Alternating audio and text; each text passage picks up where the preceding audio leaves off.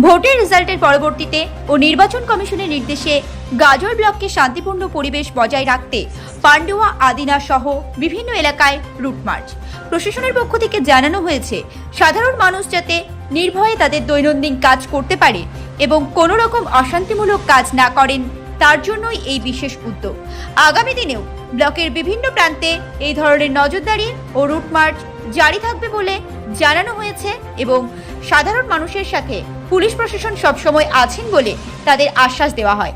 শান্তিপূর্ণ পরিবেশ নিশ্চিত করতে কোমর বেঁধে ময়দানে নামল মালদা জেলা প্রশাসন।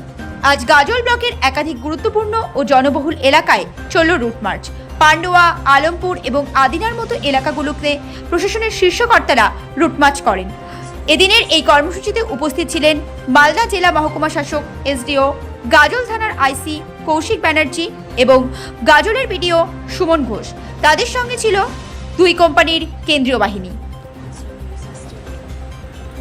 আমাদের রুট মার্চের প্রোগ্রাম ছিল এবং কনফিডেন্স বিল্ডিং মেজার্সের বিষয় ছিল। আমরা আলমপুর করেছি, পান্ডুয়া এলাকা করেছি, আদিনা করেছি এবং আমাদের একটাই উদ্দেশ্য, সেটা হচ্ছে সাধারণ মানুষের কাছে এই বার্তাটা পৌঁছে দেওয়া যে গাজল শান্তিপূর্ণ এলাকা, শান্তিপূর্ণ ব্লক। এইখানে বরাবরের মতো যেন শান্তির জায়গাটা থাকে। কোনো রকম কোনো অশান্তি পুলিশ প্রশাসনের কাছে নির্দেশ আছে যে কোনোভাবেই বরদাস্ত করা হবে না এবং যদি কেউ কোনো অশান্তি, কোনো অহিংসার ঘটনা ঘটাতে চায় তাহলে তাদের বিরুদ্ধে কড়া ব্যবস্থা নেওয়া হবে।